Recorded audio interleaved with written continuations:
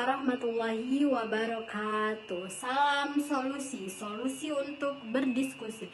Perkenalkan, nama saya Idealisa Putri dengan NIM 0601232037. Saya di sini akan menjelaskan yang pertama, yaitu mengapa terjadi krisis identitas nasional. Bagaimana menurut saudara mengatasinya? Yaitu penyebab krisis identitas nasional saat usia remaja. Kondisi mental seseorang berada dalam fase yang sangat tidak stabil dibandingkan dengan fase anak-anak ataupun dewasa. Pada saat ini, remaja cenderung untuk melakukan tindakan-tindakan yang merujuk pada pencarian identitas. Tindakan tersebut disebabkan oleh beberapa hal berikut. Yang pertama yaitu kepribadian yang lemah. Kepribadian remaja pada masa saat ini berada pada kondisi yang belum sempurna, sehingga tahayul dibutuhkan suatu manifestasi yang dapat mendukung proses yang dapat membentuk proses ini. Keadaan inilah yang membuat kepribadian remaja lemah, dikarenakan tidak adanya fondasi kepribadian kuat yang dimiliki remaja pada saat ini.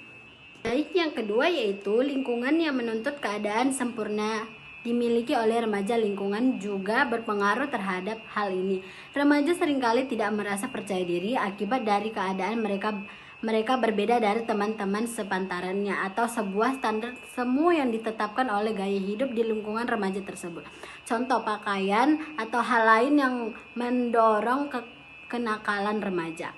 Yang ketiga yaitu orang tua yang menekan remaja. Umumnya orang tua menekan pola perilaku anak sesuai dengan keinginannya, entah itu dengan memberikan petunjuk, nasihat, dan saran-saran, atau bahkan dengan cara yang lebih keras seperti kekerasan verbal ataupun fisik. Hal ini justru membuat reaksi perlawanan secara langsung atau tidak langsung dari remaja itu sendiri yang timbul akibat dari naluri untuk mempertahankan diri. Hal ini juga mendorong anak untuk semakin yakin bahwa melawan orang tua adalah perbuatan yang dibenarkan.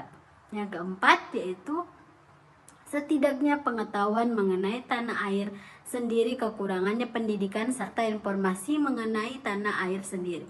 Media massa malah lebih asik memasukkan informasi dari berbagai macam dunia mengenai gaya hidup ataupun berita secara umum, kemudian memberikan berita buruk saja mengenai tanah air kita seperti kasus korupsi dan kriminal lainnya, sehingga menimbulkan rasa bahwa kita negara yang tidak pernah terbebas dari masalah oleh para remaja.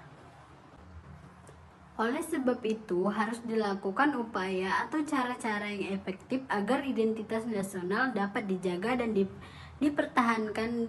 Di antaranya sebagai berikut. Yang pertama, mengembangkan semangat nasionalisme dan patriotisme.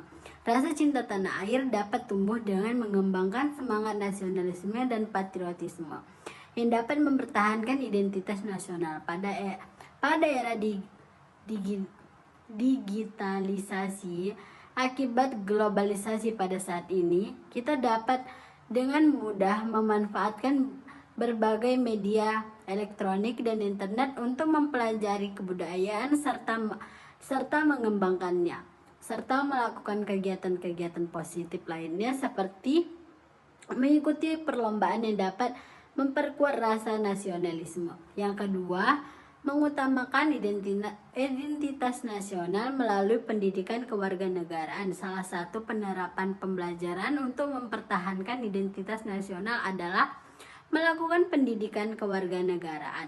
Dengan cara ini, penguatan dapat dilakukan melalui lingkungan sekolah atau melalui bidang pendidikan.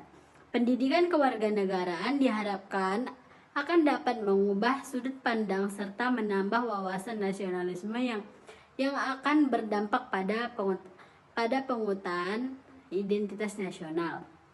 Yang ketiga, melakukan pelestarian budaya dengan memanfaatkan arus digitalisasi. Teknologi yang berkembang pada saat ini sangat memudahkan kepentingan manusia.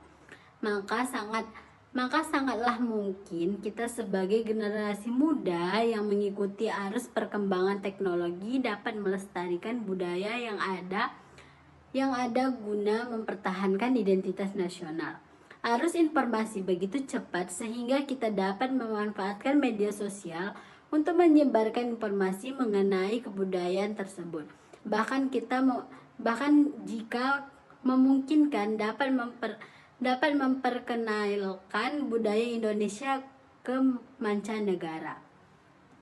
Yang keempat yaitu melakukan kewajiban berupa upaya bela negara. Kita sebagai warga negara sudah berkewajiban untuk melakukan upaya bela negara untuk mempertahankan identitas nasional.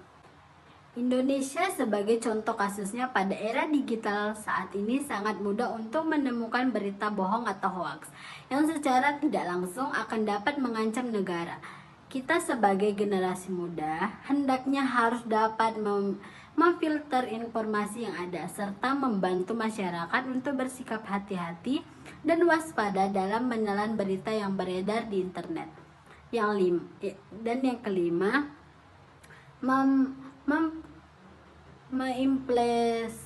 mengimplementasikan nilai-nilai Pancasila di lingkungan masyarakat.